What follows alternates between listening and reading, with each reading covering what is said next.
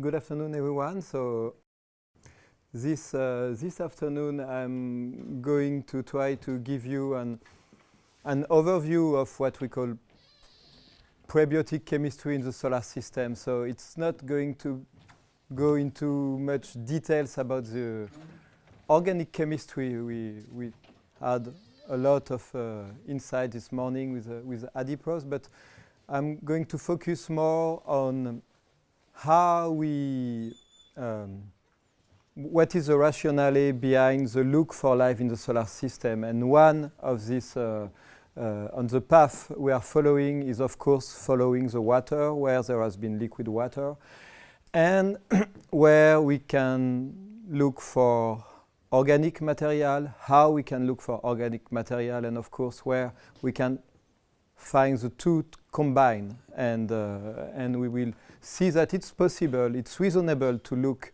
for this conjunction of liquid water and organic material in several places of the solar system. And basically, the path would be the reasoning of how it happened on the Earth, and well, we are not sure, nothing is for granted, but how it might have happened on the Earth and to which extent it might have happened somewhere else. So we will follow this path, the progressive molecular complexification from very basic organic material to more complex material. And well, it occurred once on the Earth. Did it occur somewhere else? We will find out. I will give you any answer about this, but this is how we try to find out. So we will go into different locations. I won't go in all the objects of the solar system. I would not have the time for that. But of course, when we think about looking for life somewhere else, well, everyone is thinking about Mars. But why are we always thinking about Mars? We will address that. And we will look at different objects of the solar system, like the icy moons. Here you can see Europa around Jupiter. Here it's Enceladus. It's somehow quite new in the horizon of the astrobiological perspective in the solar system. And here you have Titan, and we will discuss a little bit about this subject. But, well, behind all that, it's, of course, the reasoning is about how it might have happened on the Earth and what are the lessons learned from Earth, what we think about Earth, and how it can be extrapolated beyond Earth.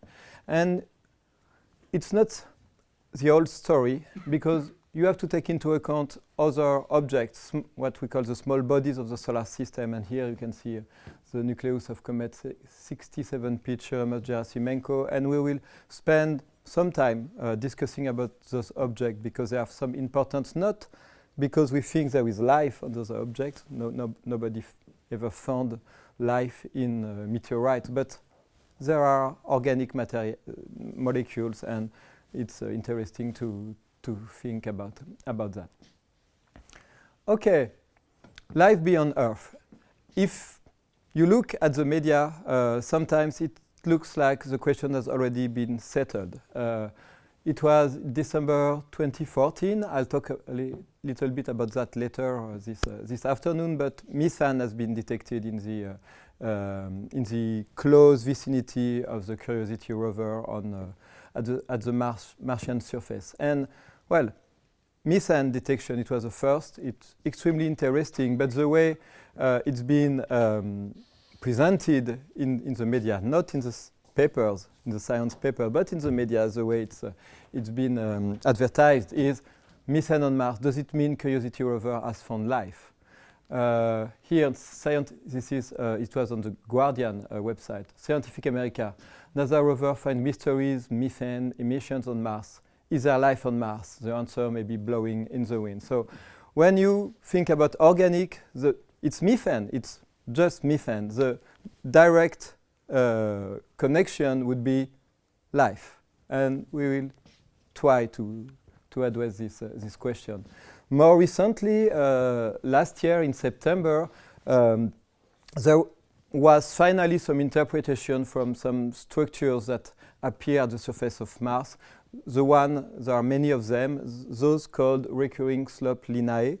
And well, there was one observation stating that it could be, it's quite probable that those structures could be caused by liquid water, actual liquid water at the surface of Mars. Not for a long time, but for some transient period, there could be liquid water at the surface of Mars. And this is the front page of one of the main newspapers in France. Ploc ploc, il y a quelqu'un. Is there anyone out there? Liquid water, life. And here at the headline of the New York Times, Mars shows signs of having flowing water, possible niches for life, as it says. And it's like methane. It's like organic material, liquid water, life. And, well, we know nothing about that. But there is this direct connection between those observations always. So it sells paper, it's, of course, but we'll try to see, to have a better insight into that. Because it's, for sure, it's somehow relevant to get interested into liquid water, to get interested into carbon chemistry when you are considering the possibility of life beyond Earth. There are good reasons. What are the good reasons to go crazy about water? So, first, you have to consider that water is nothing special. So water is the second most abundant molecule in the universe. What is special is that except on the Earth, we have no sign of stable liquid water. But the water molecule, H2O, is quite common.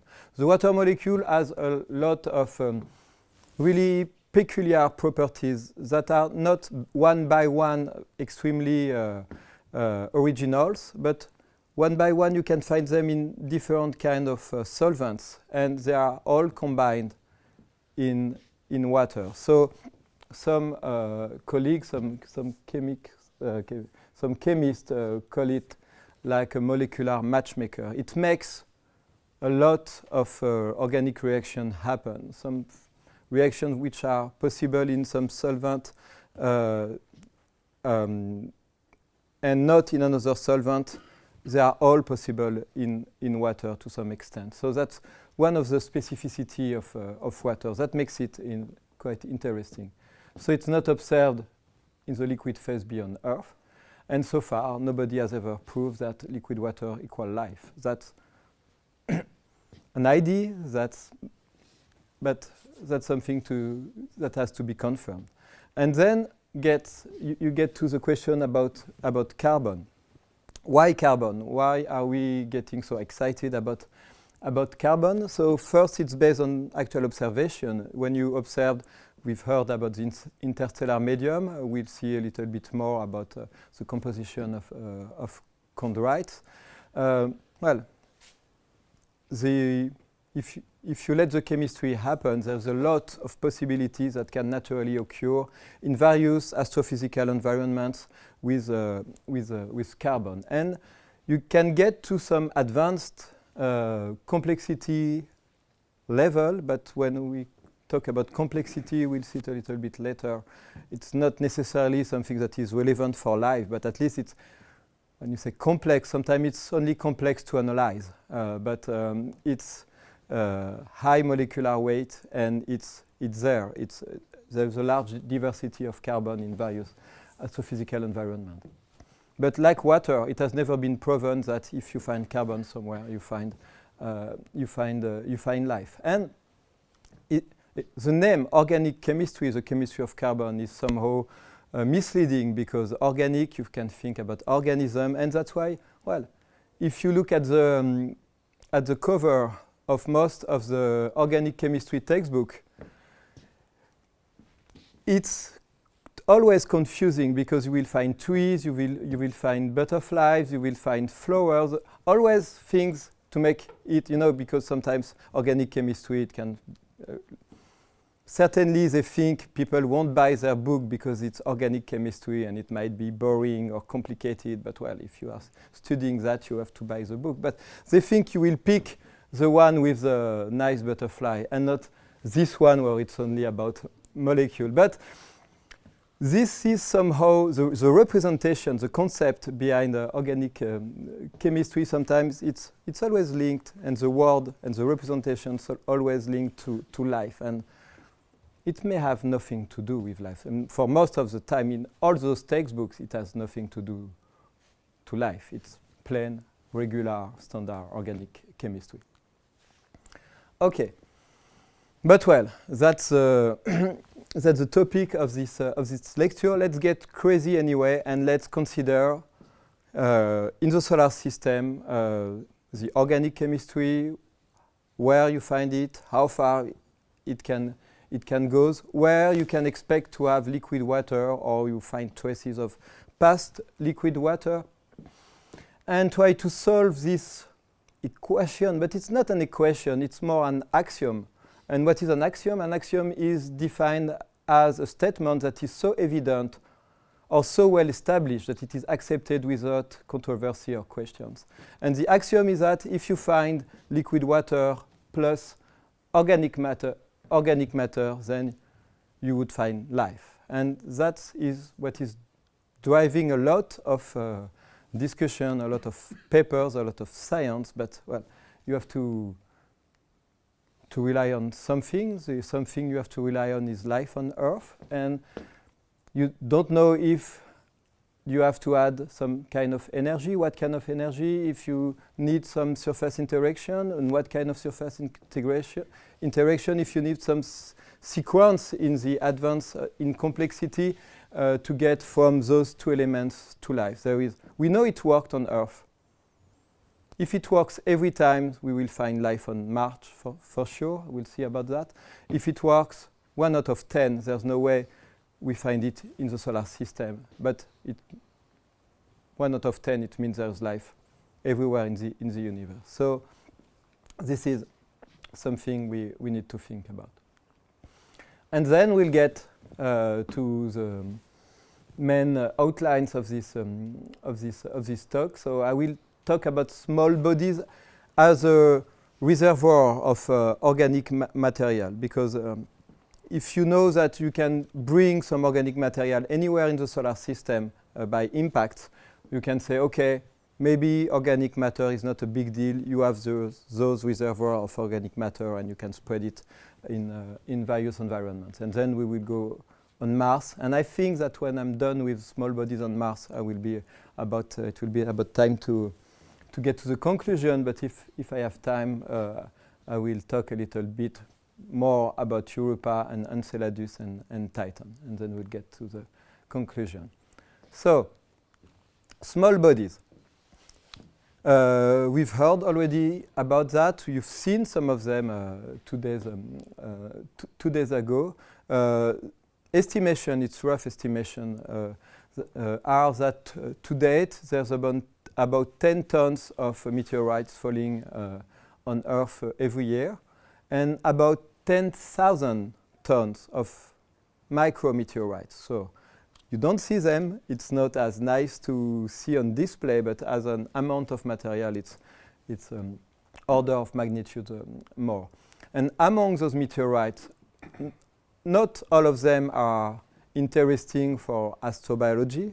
They are all interesting, but for astrobiology, we will get focused on what we call carbonaceous chondrites, which have some carbon, the name, carbonaceous chondrite, some carbon, and the most interesting classes of those are Ci or Cm.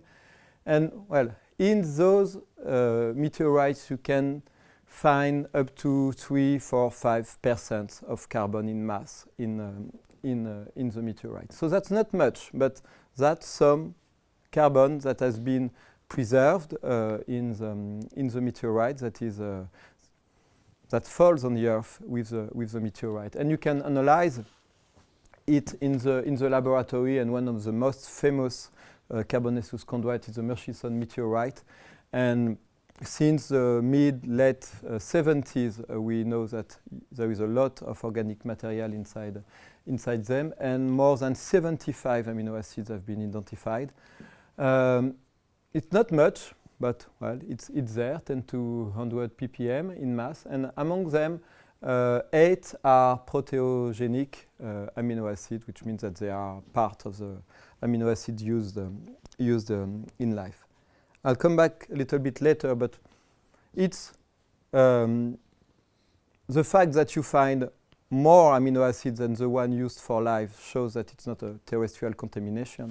If it was a terrestrial contamination, you would see only the 20 used by life, and you would only find the configuration, the L configuration, and more or less, it's a racemic mixture. The two configurations are the same level. And here you have a display of the different kind of families you can find in those meteorites. And here I'm talking about the soluble fraction. So in the carbonaceous component of a carbonaceous meteorite, if you made a simple extraction in a solvent, you will get the so-called soluble fraction, because it's soluble. And if you make an inventory of these, you'll see it's dominated by carboxylic acid, but you find many other families among them, and this is why many people talk a lot about those amino acids. So you get amino acids from from space, and we'll see a little bit later how we can explain this presence of so many molecules in the meteorite. So this is a table showing roughly the same thing, but one important observation is that not for all amino acids, not in all carbonaceous meteorites, but for some of them you will find that the amino acids are not exactly found at the same level for the two configurations. And you have small enantiomeric excess. For instance, in meteorite Murchison, you have an excess of the L-isovaline of about 15%. So there is already some excess, and all the excess that have been identified in meteorites are always the L configuration. It's not sometimes D or sometimes L. It's always the L configuration, which is the one that is actually used by living organism on the Earth. So this is some basics for those who are not familiar with the configuration. So you cannot switch from one configuration to another easily. You have to break the bond, some bond in the molecules. There are mirrors, images, like two images in a mirror. And so there are a lot of interpretation or explanation to figure out why you have this excess. So it could be a matter of stability, in a long-term thermodynamic stability. There are some process of sublimation that can create some enantiomeric excess. But this is one explanation based on really on experimental study to find a path to get an enantiomeric excess of one amino acid compared to another. And it's been done on a synchrotron facility. And here you see for various amino acids, so alanine, valine, for instance, you have a racemic mixture in the beginning, and then you make a photolysis of this racemic mixture. If you make a photolysis with normal unpolarized light, those are the white dots, well, in the end, after the photolysis, you get less amino acid because they are destroyed, but you get roughly the same amount of both configurations. But if you are using, for instance, circularized, polarized light circularized to the right, then you will destroy preferentially the amino acids which are right and keep a small excess of the left. And this is what you see. here you see there is an excess, a few percent, so it's not 10 or 20, but it's very hard to get there. But a few percent of excess of the L amino acid, and if you inverse the polarization of the light, then you get the inverse result. So some way by photochemistry, and we know that there are stars spinning with some in some particular pattern that can emit polarized light, and then that could be the source of this excess in the meteorite. So this is one interpretation, and out of many, but that somehow has an astrophysical context and can explain why you have this excess in meteorites. But we always make a big deal about amino acids and the soluble fraction. But here, if you remember, I said it's only a few percent of organic matter in carbonaceous chondrites. And out of this few percent, only 10 in the best case, it's 25% is a soluble matter. Otherwise, it's an insoluble matter. So you could say it's complex. Yes, if you look at a proposed formula, it's quite complex. This is a formula of what we call a kerogen. So it's you don't give a name on those molecules. You don't give a formula on those molecules. It's extremely hard actually to analyze and to really know what you have to deal about. But basically, most of the organic material you find in the meteorite is made of this. It is complex, but it is relevant for the origin of life. That's clearly another question. One interesting feature of this insoluble material, if you put it into water, since it's insoluble, it won't be happy in water. And here you see the spontaneous formation of vesicles from a meteoritic insoluble material. So it's not happy in water, and it behaves like this, and you can create some things that, well, can you make things to membranes? It's far beyond current membranes of the cells, but it's something that can be related. When we talk about complexity of organic material, you have the nature of the molecule, but you have also the diversity of the molecules you are facing. And a few years ago, it was in 2010, a team working with very high resolution mass spectrometer proceed to the analysis of the soluble fraction of the Murchison meteorites.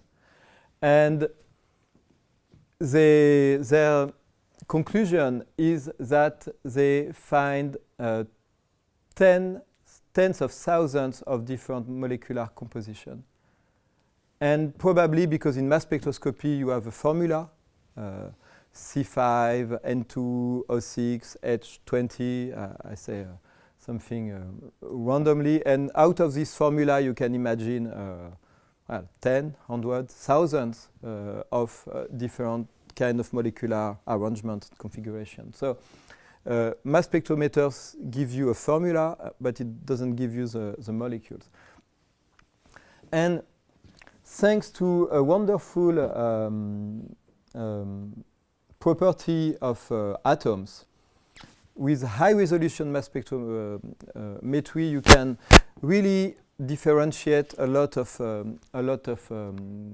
formula because, well, if you take this molecule C5, H10, N4, O2, if you take your table and you add the masses, you will find 158. And you will see if you do C10, H10, N2, you will find also 158. But it's not exactly the case. Of course, for classical chemistry, it's enough. But in fact, C is 12.0000 because by definition it's the definition of a mole. But H is 1.007 and N is 14.003, and you don't see it here, but oxygen is not 16 but 15.99. And then if you do very high resolution of Murchison meteorite, the soluble fraction, you have a lot of peaks. It's only mass spectrometry, ionization, soft ionization, so you don't make fragments. You have only the molecule. And if you zoom on this section, you find a lot of details. And if you zoom here at 319, you find a lot of details between 219.0 and 219.3. And if you zoom between 319.1, 0.13 and 0.14, you see you have a lot of different peaks. And this is what you find in Murchison meteorites. So more than 10,000 formula masses which are there. You cannot say something else. And you can extrapolate to millions of different molecules. So that's what organic chemistry is doing in those objects. And that's the kind of complexity you are facing when you want to analyze them. And that's part of the recipe falling on the Earth, on the primitive Earth, and falling on other planets too. Something quite recent, I've told you about meteorites. Most of them have a few percent of carbon, but very recently in Antarctica, a new kind of micrometeorites called ultra-carbonaceous Antarctic micrometeorites have been detected. You can see here some of them. And in those micrometeorites, more than 50% of the mass is carbon. And some also have very high content in nitrogen. So it is discussed, but it's possible that they have a cometary origin and that they are Kuiper belt origin, whatever is true, but it's a source of organic material and not a few percent. So it's a small amount for sure, but it's extremely rich in organic matter. And of course, beyond meteorites and their parent bodies, you have the comets. The specificity of comets is that even if you don't know if in our collections in laboratories or museum you have meteorites that are an cometary origin, there's no way to make any statement like that so far. But you can at least look at them from the Earth, and when they get close to the Sun, you see that they have an icy component that get into the gaseous phase, and then by classical spectroscopical instrumentation you can observe them and see what is in their atmosphere. And there's a lot. There's already a lot in their atmosphere. It's dominated by water. So in this graph, you see the abundance relatively to water. So water is the reference, 100. And you see, so you have CO, CO2. If you see different colors, it means that it's the lower abundance detected in a comet and the higher abundance detected in a comet. Here, it's a number of comets where those compounds have been detected. So you see that there is a large variability. So observing one comet doesn't mean you observe all the comets. So they are not born equal. They are not born with the same composition. But roughly you find the same kind of organic material and small hydrocarbons. You find alcohols, aldehyde, carboxylic acid, and compounds with nitrogen or sulfur. And even recently in comet Lovejoy, there's been the first detection of ethanol. It's here, and also glycolaldehyde has been detected in this comet for the first time. So a large variety of organic material, but it's not enough to look them from the Earth, because since the encounter with the Halley comet in 1986, something was very surprising, because, well, people were expecting to see icy objects. So icy means quite clear with high albedo, and it turned out that the comet nucleus was extremely dark. And the dark has been interpreted by the presence of carbon, but you know the carbon like charcoal, not amino acids. Amino acids are white. If you open a box of amino acids, it's white. But the dark would be the signature of carbon that has been extremely processed, macromolecular carbon with low hydrogen, oxygen, nitrogen content. And some measurements of the particles that were ejected from the nucleus and collected by the spacecraft, they didn't stay close to the comet Halley, they just made a flyby, so measurements were done in a few minutes and you could not make it again. It was too late.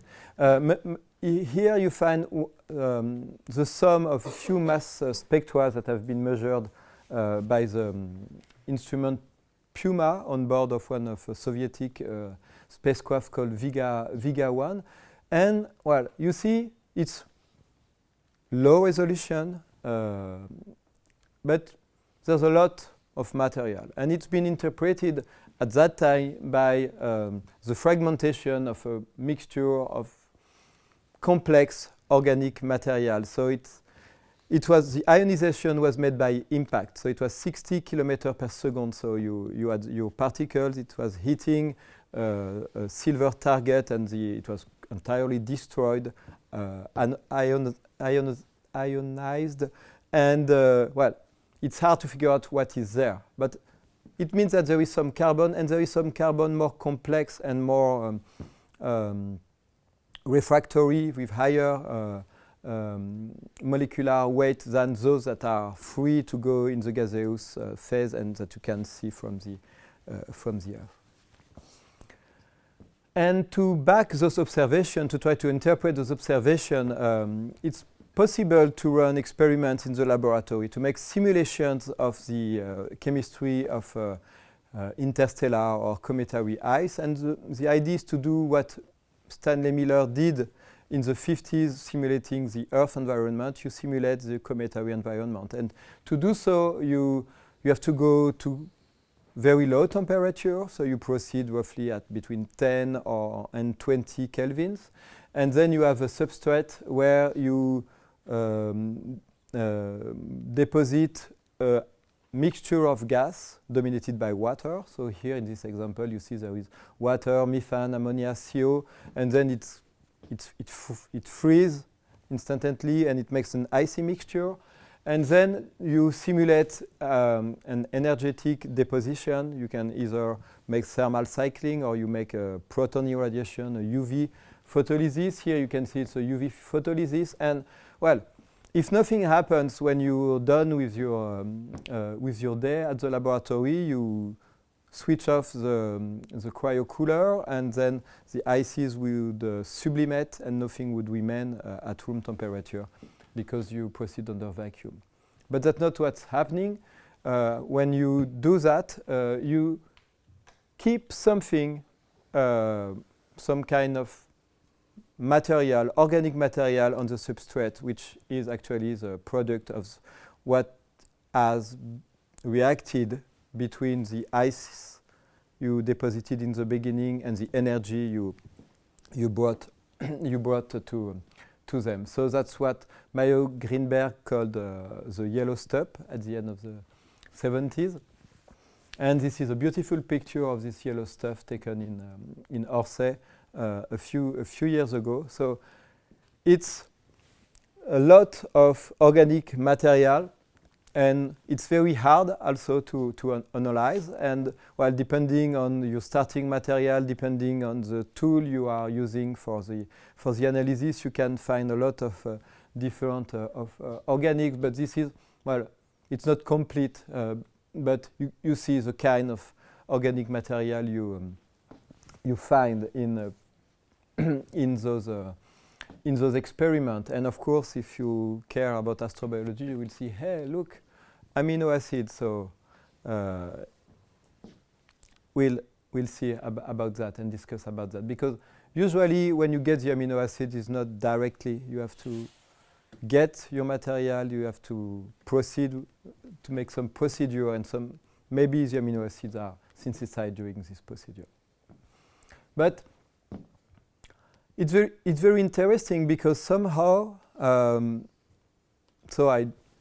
the plan here is not to go through all the directions, but somehow it's extremely interesting because what people are doing for years in different laboratories, in my laboratory, also in France, in Marseille, there's a lot of great work on this subject, and all around the world, a lot of teams are doing that, is that you won't find the same product in the end according to the initial conditions.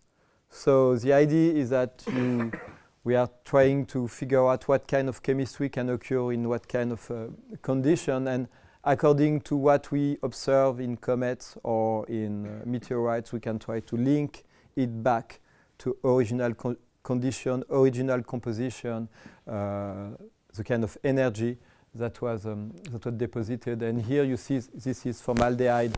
And yes, from formaldehyde you get a lot of things. In some condition you get this molecule called hexamethylene tetramine. In other condition you get polyoxymethylene, which is a polymer of formaldehyde. You've already heard about that formaldehyde chemistry can get to sugars. So if you have polyoxymethylene in comets or interplanetary particles, you have a high concentration of formaldehyde that you can release in the water and proceed with further chemistry. So that I'm showing that because sometimes, you know, when you think about the terrestrial environment, you say, well, it's maybe depending on the composition of the primitive atmosphere, you don't have an efficient chemistry to create a lot of organic material. And some people say, okay, but we don't care because you have those molecules falling on the Earth with meteorites or comets, and we can observe that. But well, what is interesting is that we also know why you have those molecules in those objects. It's not just pushing the problem out of the Earth and leaving it over there. It's also it's also addressed, and you can learn a lot from that. A few words about the iconic case of amino acids, because well, you see and you will see each time someone detects amino acids and make an experiment creating amino acid, you will get to Science or Nature, and people will be jumping around and talk about life. But and in those experiments, you get a lot of amino acids, but not like that, not always as efficiently as you could think. So this is one publication, so it was back in 2002, where the team showed that starting from water, methanol, ammonia, HCN, and making an irradiation in this ice mixture, well, in the end, after analysis, you get amino acid. And if you look at other publications, it's the same. Here it's more impressive because you also have dimers of amino acids. But if you look carefully about what they are doing, it's for the analysis. Usually, you take the organic residue and then you make an acid hydrolysis at 6 mol per liter of HCl at more than 100 Celsius, and you wait for a few hours, and that's after this acid hydrolysis that you get the amino acid. And by the way, the same thing for meteorites. Most of the time, when you make the extraction of the soluble matter, you get a few organics, and it's after acid hydrolysis that you get the whole bunch of funny and interesting molecules. So, but at least you can say you have precursors. If you think that putting meteorites, micrometeorites on water and just waiting would have the same result as this acid hydrolysis. And so that's discussed, that's not for sure, but you can find pros and cons about that, but that's the fact. It's not necessarily in the residue, in the ice. It's after the procedure, the analytical procedure, that you are able to detect them. It's true for most of the amino acids, but not for glycine. Glycine, you find it quite easily everywhere. And the team from the PIM laboratory in Marseille recently found a very nice path to make glycine directly in the ice, in the ice mixture, and it's quite easy. So it proceeds with CO2. So CO2 is a molecule that has been detected in comets. It's quite abundant. Here it's methylamine. It's been detected in interstellar medium. And so it's certainly present in comets. And if you just hit the two of them, you will get a salt, methylamodium methylcarbamate. Usually you're not happy about that. You want to prevent this reaction before you do the experiment. But what they show that if you make some photolysis of this salt, then you get the methylammonium here and glycinate. This is glycine. You just add the H here and you have the glycine. So this is a glycine salt. So, and this is quite straightforward. And it's not that surprising that so far the only amino acid that has been detected for sure in a comet, so it was in samples that have been brought back to Earth with a space mission called Stardust. So it flew near a comet called Wild 2, and it caught particles from the comet, and it brought the sample. It's extraordinary. It brought the samples back to Earth, and they had less than milligrams of material. But they figure out a way to extract it, to analyze it, and thanks to precise isotopic determination, they were able to see that it was not contamination, and they didn't find something more than glycine, maybe because it's less abundant, but also I think because it's less easy to form in ices, cometary ices. Okay, so ESA decided to go and figure out, because the wonderful results of Comet Halley and all the chemistry made in the laboratories, showed it was worth to go. And so this is the Rosetta mission. So it's made of the spacecraft and of Philae, which is a lander. It was a 10-year journey to the comet. And so first, the idea, of course, in the late 80s was to bring some sample of a comet back to Earth, and then the idea, because it was less costly and more reasonable, was to take the laboratory to the comet. Not the scientists, but at least the instruments. So you have a large range of instruments to make spectroscopy, UV, visible, infrared, microwave. You have instruments to address the composition of the comet, the gas composition of the gas, it's rosina, the composition of the grains is cosima. I'll talk a little bit more about this instrument. You have some instrument to make pictures, instrument to address the physics, and also on Philae you have a series of instruments, and we'll talk about COSAC and so here we have the PI of one of the instruments, Mupus, in the room which studied Philae. But I'm going to address those about the organic. So the mission made its way to the comet. It arrived in 2014, early August. So you have wonderful pictures. You have to realize that it's as dark as coal. It's the picture for contrast. You see something that is gray, but it's actually extremely dark.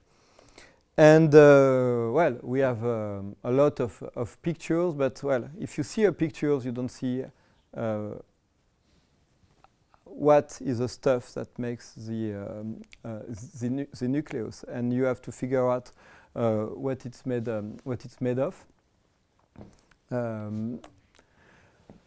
Well, this is one of the latest release of the picture from earlier this week. So now Rosetta is back very close to the nucleus. So you have very detailed view of the nucleus.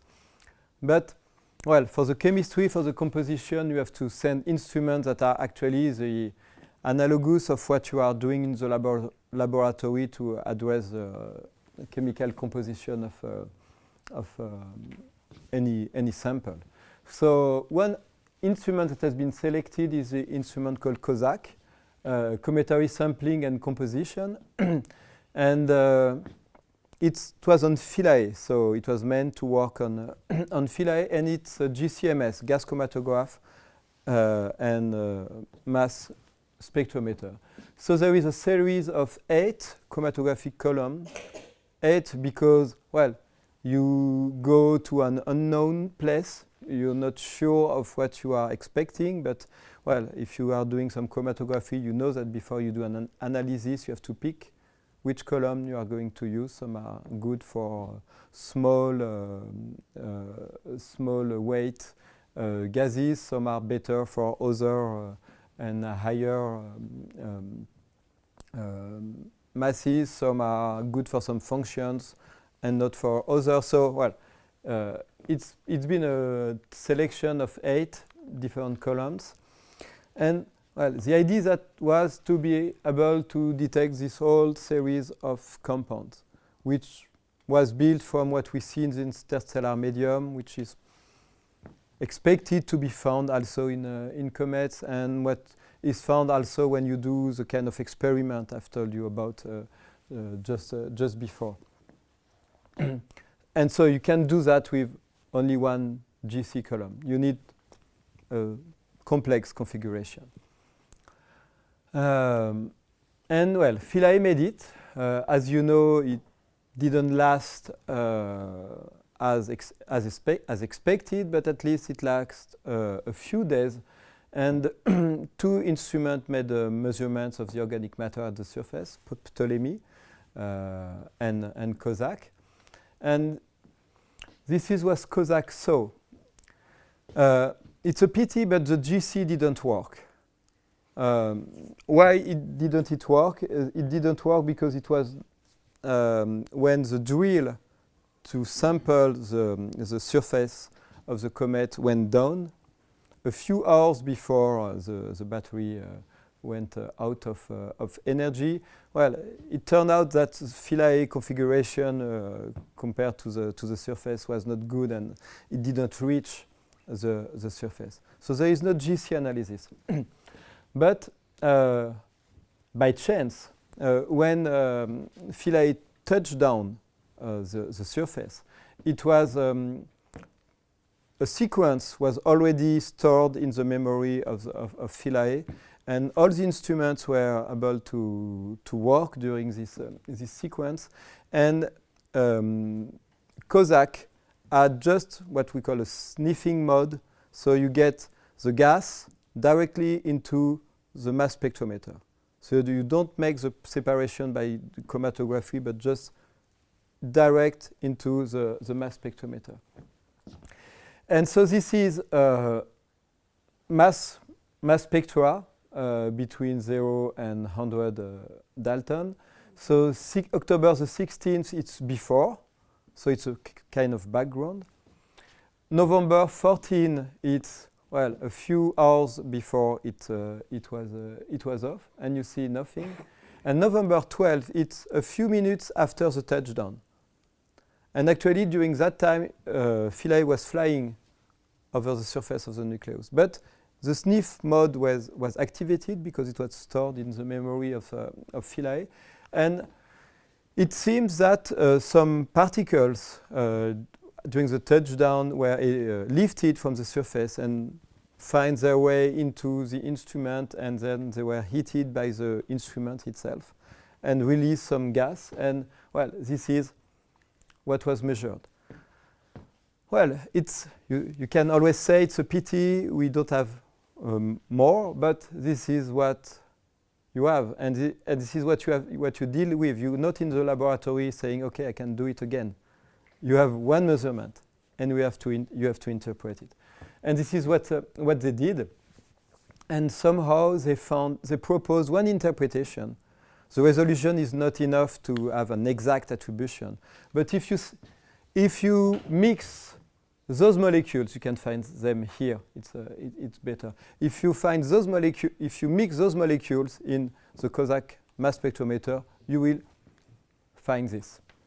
So it's not unique, but at least it's an interpretation which is also consistent with what is expected from the chemistry, because if you make some photochemistry of water, CO, CH4, ammonia, then you will get those compounds. So it tends to show that the laboratory experiments are not wrong, because if you make that photolysis, you get at the first stage of chemical evolution, you get those molecules. Well, but what about these? What about those heavy, complex organic materials that was one of the leading objective of the mission?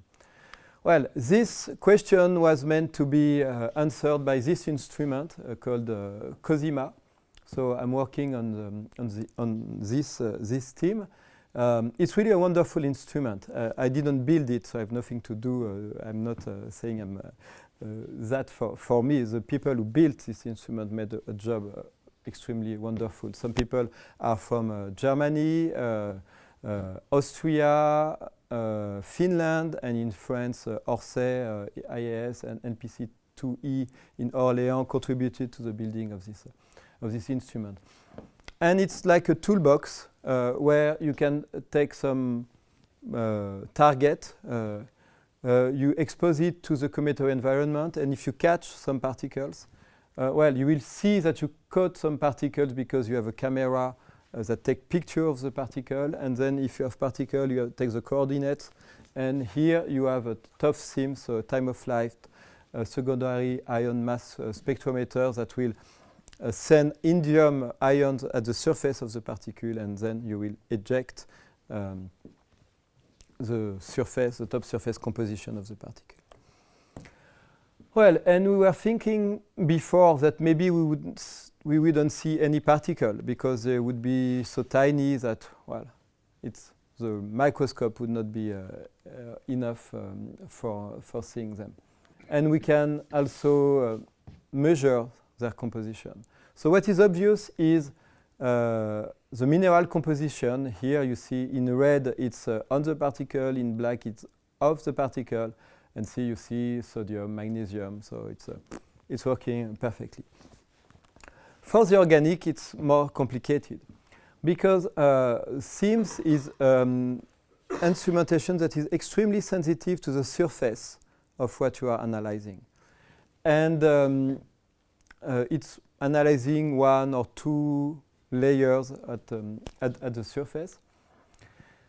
It has a resolution which is sufficient thanks to the mass defect I explained earlier to make a distinction between the mineral and the organic composition, because if you have organic molecules, it's plenty of C, which is as 12, and plenty of H, which are as 1.007. So usually organic matter is a little bit above the entire number, and all the mineral component is a little bit below this mineral component. And well, this is what we see. It's not looking like the Halley spectra, because the Halley spectra were taken by intense impact, more than 60 kilometers per second, and then you destroy everything. Here we catch our particles at a few meters per second, and then we are doing a soft analysis. And here, what do you see? You see gold, because gold is our target. You see indium, because indium is our primary ion beam. And the remaining, except sometimes sodium, magnesium, iron, well, the remaining is the instrument. What you see here, what we call PDMS, is polydimethylsiloxane. It's a polymer. Well, it's in the instrument. It's something you would see, we were expecting to see. Now we go to Mars. Okay.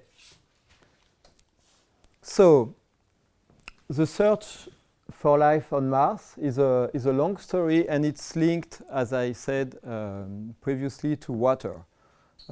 This is not water you see over there. This is ice of CO2, but below we know that there is a water ice. But the idea that there has been water on Mars has been progressively consolidated and proven recently. But in the 70s, there were those observations of features at the surface. All the old terrains on Mars showed that kind of features. And well, one explanation was that something flew at the surface and made those marks at the surface of Mars. And so that brought the idea that in the past, Mars could have been wet. But how long, to which extent, it's still a matter of debate. But Mars, now for sure, there is geological evidences. So there are rocks at the surface of Mars that can be formed only if you have water, certain amount of time, which is stable. But it's you have to be very careful about the appearance and the composition of the surface, and that kind of feature can be formed by only a flow which is not stable, and that's not where you want to find past life or past traces of organic chemistry. You want to go to places where you have really traces of liquid water. So the beginning of the search for life on Mars with the space instrumentation was in the 70s. The two Viking probes landed on Mars in 1976. And well, at that time they had to think about instrumentation to find life, not to find organic compound, because at that time the goal of the Viking mission was to find what kind of life was on Mars. It was not to find if there was life on Mars, because it was considered as granted, but what kind of life was on Mars. And they conceived what was considered as the best astrobiology experiment on board those probes. And I won't go into all the details, but this is one example. One experiment called labeled release was quite simple. The idea was to catch some soil sample of Mars, to bring it some nutrients, and in those nutrients would have carbon marked with the isotope carbon-14. And if you do that on Earth, the bacteria you have on your soil would take those nutrients, would metabolize the carbon-14, and then during their respiration, they would eject, for instance, CO2 marked with carbon-14. So that's what would happen on Earth, and that was expected to happen on Mars. And here you see there is a detector of carbon-14. Here it's the same thing, but well, there you know that you have carbon-14, but you don't know exactly what you have, if it's methane, CO2, CO, formaldehyde, whatever. Here you have a gaseous chromatography column, so you know what you have. So this is for heterotrophic bacteria. Here it's for autotrophic bacteria. So you have light. You would have your bacteria here, and you would have some, well, mixture mimicking the composition of the Martian atmosphere with carbon marked with the isotope carbon-14. And then on Earth, bacteria would take this carbon-14 and transform it into sugar, organic material. And when you pyrolyze everything, so you kill the Martian bacteria, of course, it's too bad for them, but you would release the organics with the carbon-14. And as a matter of fact, all the instrument signal was positive. And it didn't mean that life was detected. What the people realized that by chance, it was not the only experiment in the Viking probes. There were experiments that realized that the soil of Mars was highly oxidizing. And it was so oxidizing that you would get the same results, the same positive results by oxidation and not by life. So, well, it doesn't mean it was a bad idea. It was certainly the best idea, and probably I would have been there, I would have backed it, I would say it's wonderful. But at that time, you didn't know what you were studying. You had idea, you were saying, I know there is life on Mars. So let's find it. And the best way to find it, because I know there is life, is to do this way, proceed this way. And it was, unfortunately, a failure. And yet, well, you can have observations. And so you're probably familiar with this picture. So some people are still convinced that it's a sign of life. But I like to show it because it's a good example of a bad signal. And if you have a poor signal, and if you are convinced that you want to show something and you want it so much, just by handling your data, you will find life or whatever you want, because you have a very bad signal. And well, when you do research, usually you want to do something for the first time, so if you have a bad instrumentation, or you want to do it better than the other, and you will push it always to the limits of your detection. And the people working on the instrument are not believing the signal because they know their instrument. They know that it's a result of the handling of the data. But if you're outside and you see that, and you trust the people showing that, you see there is life, and it's a detection of life. And it's true for imagery, but it's true for chromatography, it's true for mass spectroscopy. You have to be very careful, and you have to know your own instruments to be able to interpret. And of course, with a good signal, this is that. This is a picture taken in 1998 by a more recent spacecraft with a better resolution, and there, yes, it's not there. Some people say it's gone, but well, no, it's not there. And here it's Mars Express picture taken of the same here. But well, you have to be careful when you look for life. And yes, I don't remember. I should do that, but I didn't put it. It's certainly a few kilometers at least, because in 76 the resolution was not that good, and it was quite large. Another example of this search. This is the meteorite ALH 84001. So this is a meteorite that is claimed to have a Martian origin. And in 1996, publications were released that there were traces of life in those in these meteorites. So it was the observation of carbonate globules. Well, on Earth, if you see that, you say it's bacteria that give that kind of signature.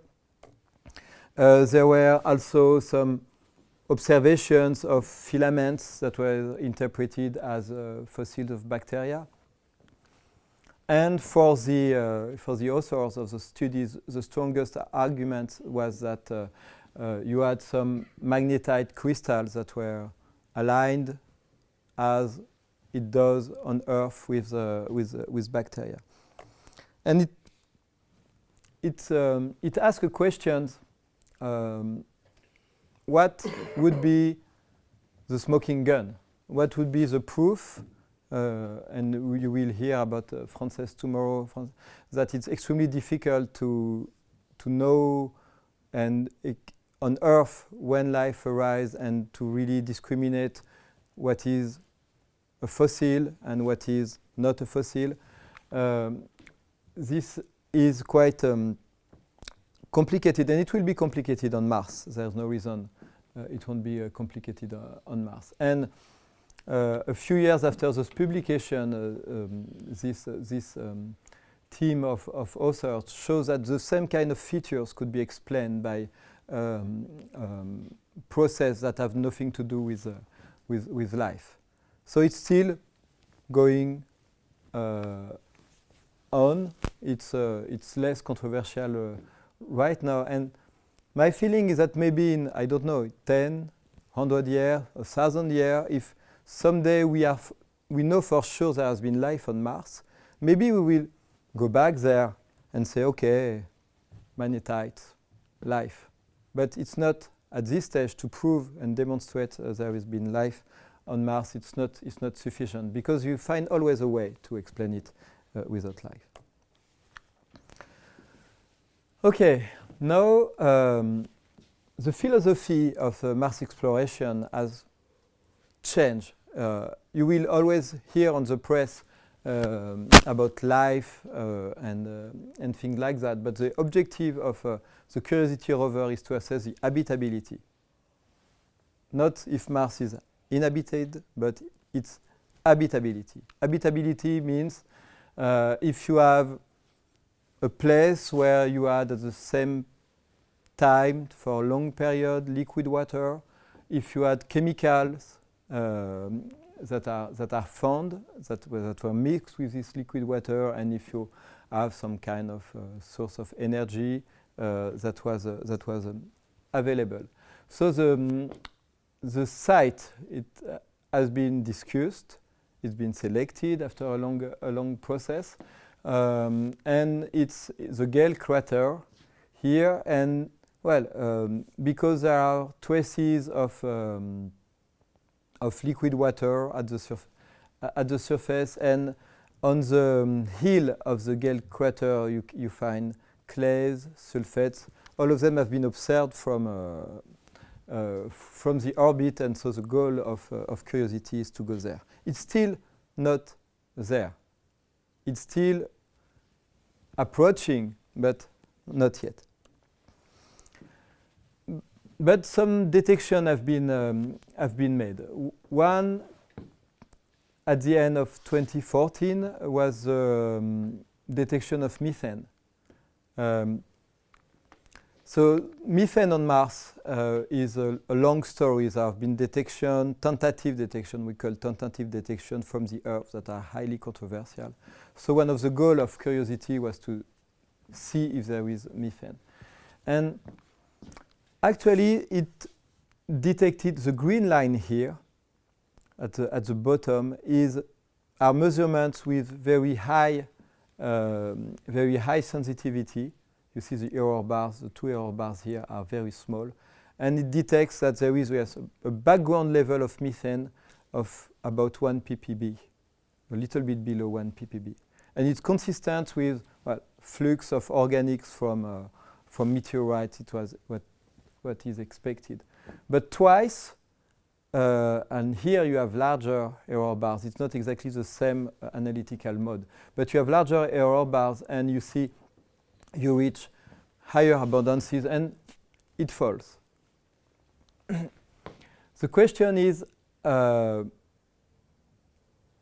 where does it come from?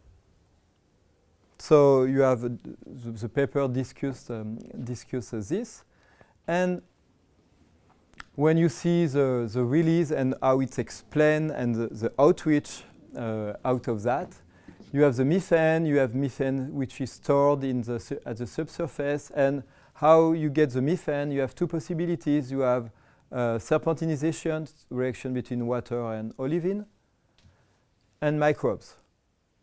And here, on this view graph, it's at the same level. It looks like it's the same. You know, it's equivalent. You have as odds are equal between serpentinization and life. So you don't know, but that methane, and you see up life, and it's just methane.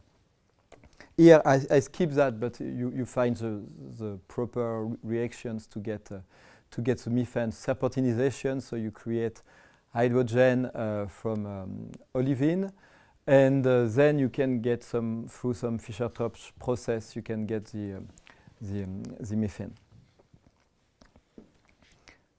Well, for me, it's not at the same level. There is also something that is quite that is unexplained, is that the level of methane is falling extremely quickly, and there is no explanation for the disappearance of the methane. There is no explanation for the appearance, but also for the disappearance, and it's somehow problematic.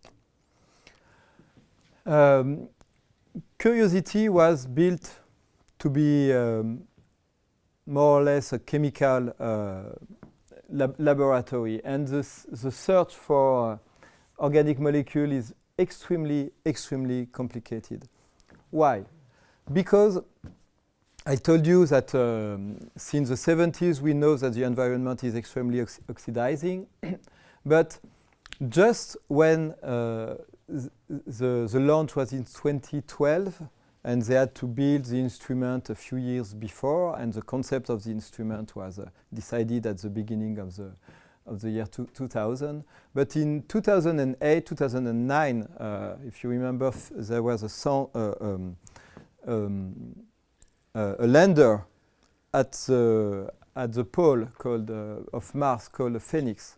And one of the most interesting results of this lander is that the surface of Mars is full of perchlorates. Perchlorates are not that annoying at room temperature or at cold temperature. But when you heat it, it's a very strong oxidant. And the way instrument SAM, which is a GCMS, is proceeding is to heat the samples first. And then, well, it's complicated because all the organic molecules found have chlorine in their structures. And here you have a few analyses of samples: Rockness, John Klein, Cumberland, Confidence Hill. Well, you have a background of the instrument. You always find those kind of molecules, but on a specific location, you find a clear enrichment of those molecules. And here you have the chromatograms. So all of them are chlorobenzene or chloromethane, dichloromethane, trichloromethane, tetrachloromethane. So all methane. And in the end, what you have to deal is that when you make a detection, you have the instrument contamination. No matter what, you have some organics in the instrument. This contamination will react with the perchlorates and create some of those guys. And you can get rid of that. And you also have, if any, the Martian organics, which will also interact with the perchlorates. And it was unexpected to have so many perchlorates. Now we know, and they have to deal with that. But it shows that you never know when you make your instrument for organic detection, you never know what to expect, and you are always surprised, and it's always much more complicated than anticipated. And somehow it's frustrating because you don't see exactly what is at the surface of Mars. You see what is at the surface of Mars plus reaction and oxidation by perchlorate. That's the basics of the instrument, and you have to deal with that.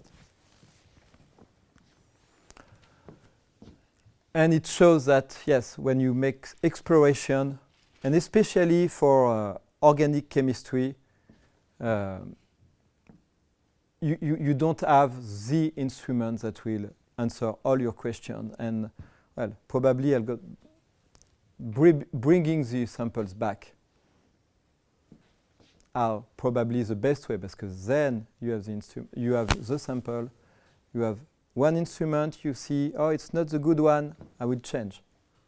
But you need to get them back, and well, before getting them back, you have to find the good ones, and so you have to make in situ analysis. Okay, so I'm sorry, I will go very quickly on those two parts as expected, but just to tell you why it's considered as relevant for astrobiology to study Europa, Enceladus, and Titan.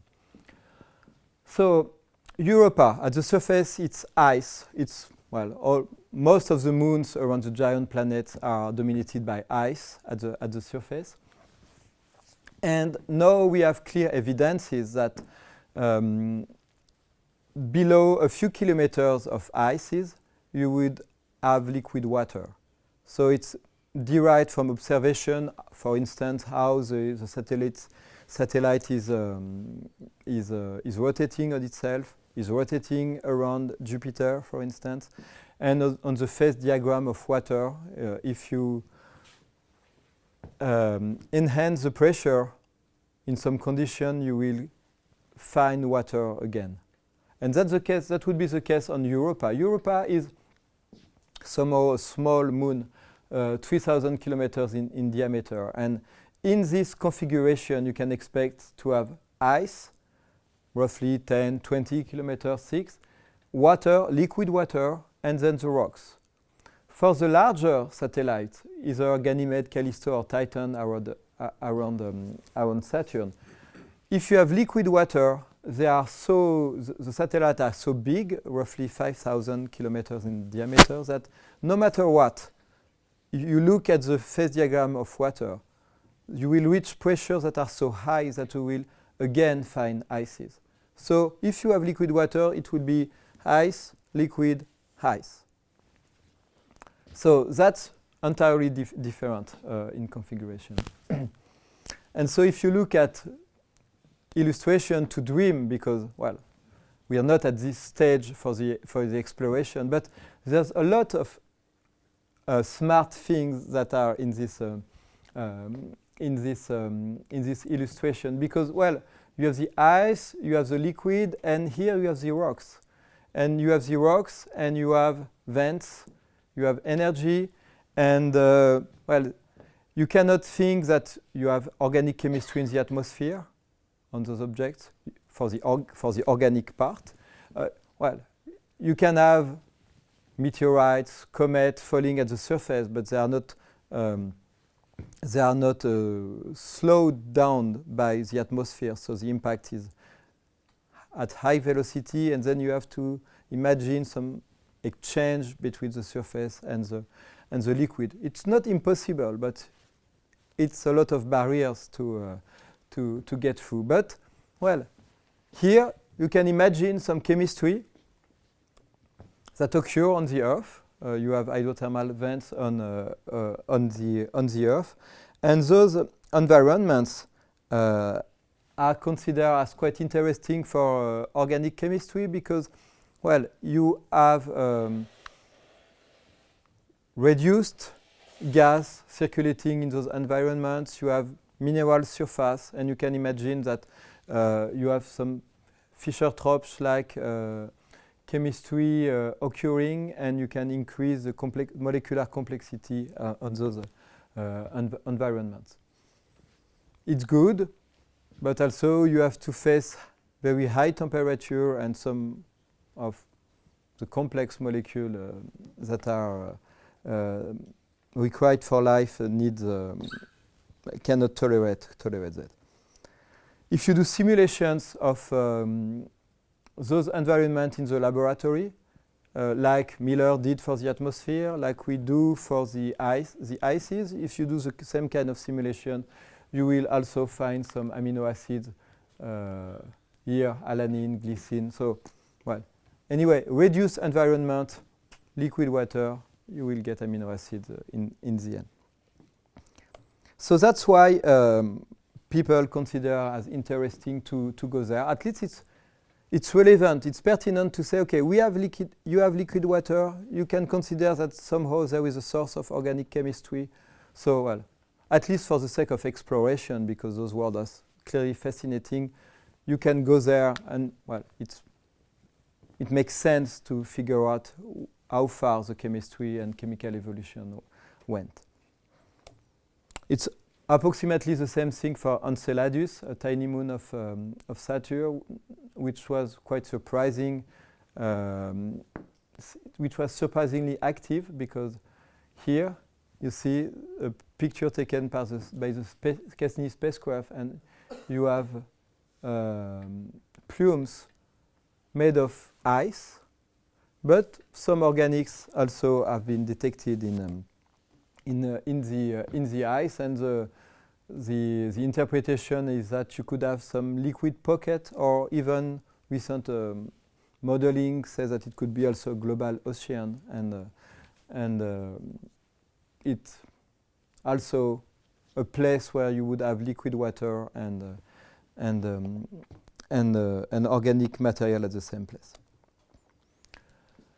Titan, very quickly, I think, well, nobody really looks for life on Titan, but it's amazing to see how far the organic chemistry can go in a reduced environment, because you don't see the surface.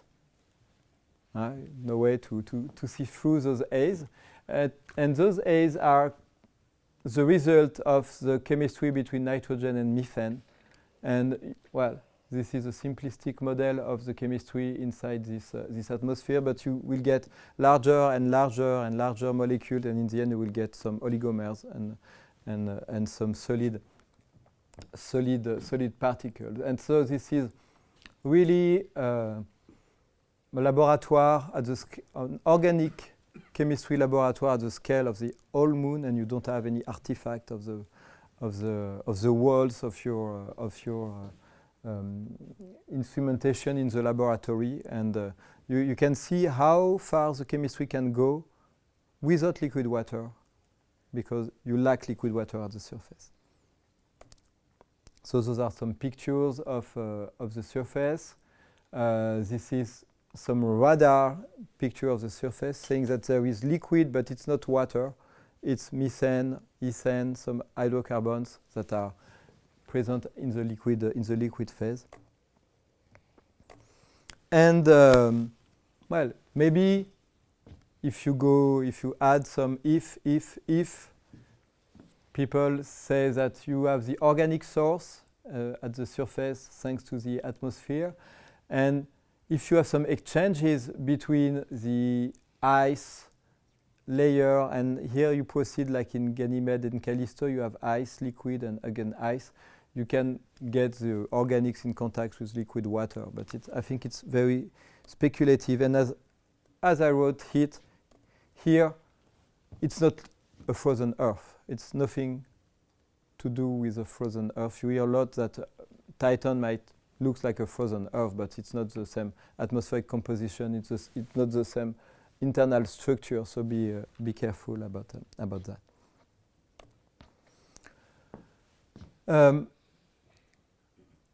but one thing interesting is if you take that complex organic material in the laboratory, you call it tholins. It's a laboratory analogues of the aerosol of the atmosphere of Titan. So this is one experiment. There are many of them. So this is at LISA. There are others at LATMOS and in other laboratories. Here, this is a plasma where you make interaction between methane and nitrogen, and you get in the end those particles.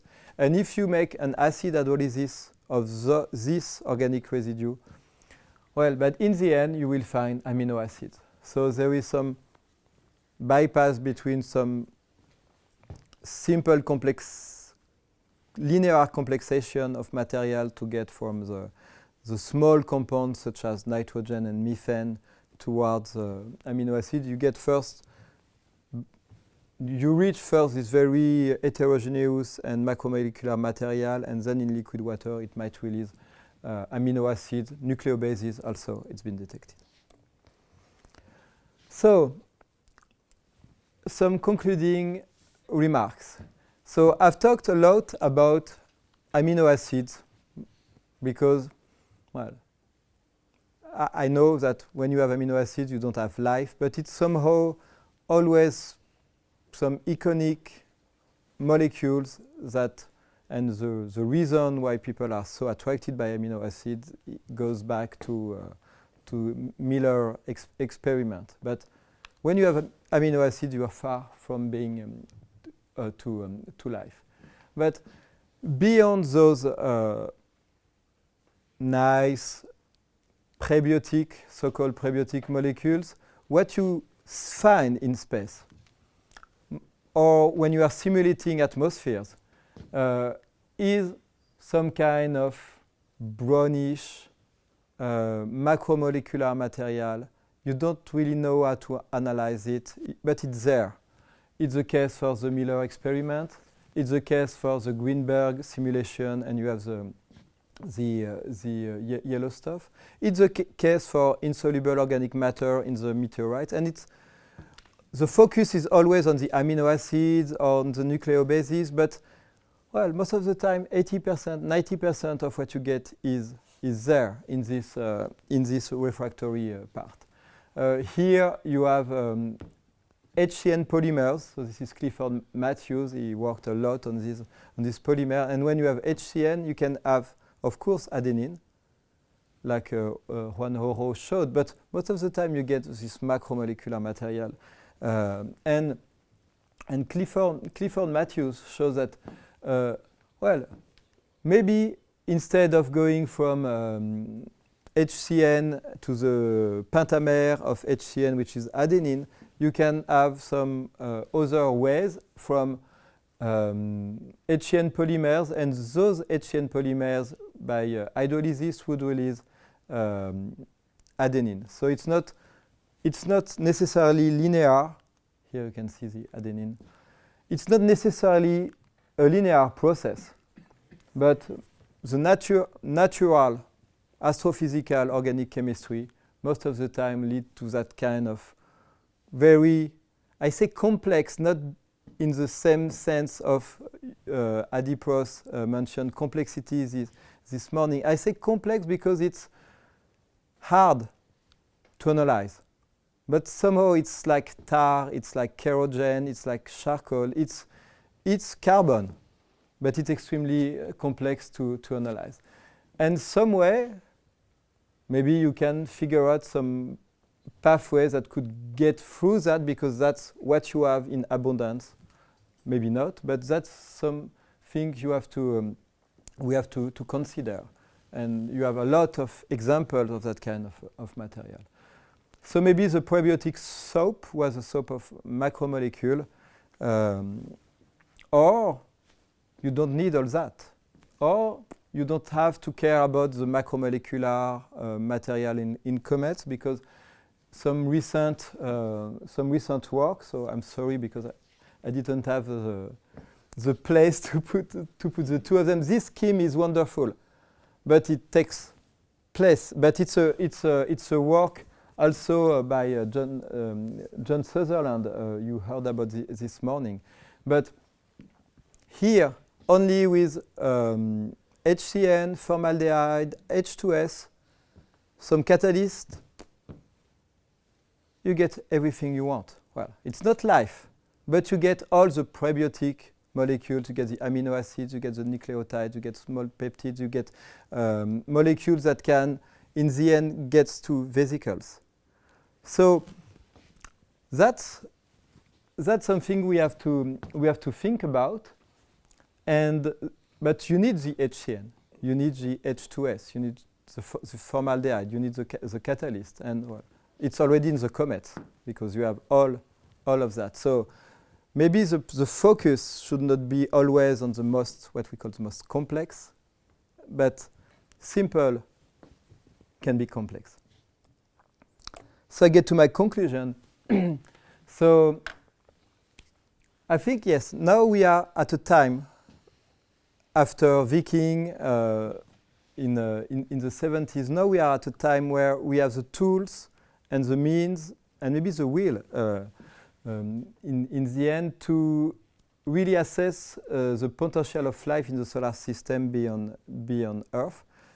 The rationale is this axiom: liquid water plus organic compounds leads to life. We have to be aware that it's an axiom. It's not an equation. It's never been demonstrated. It's going to be very long, very hard, and we shall proceed step by step. We don't have to rush like the Viking mission saying, okay, let's go there and then see what kind of life we have. No, we have to figure out where to go, why to go there, what kind of instrumentation, what kind of characterization, and then certainly proceed with a sample return. And it's, as I told you, it's a real challenge for analytical chemistry because you are facing to environment you don't know, and there is no such thing as an instrument for samples you don't know. It's not working like that. You have to build your instrument usually around the sample and not the other way. And you won't build the comets and Mars around SAM and Cosima. It's not possible. So, of course, you need in situ to prepare sample return, and you won't get certainly. You can't avoid a sample return, at least for Mars.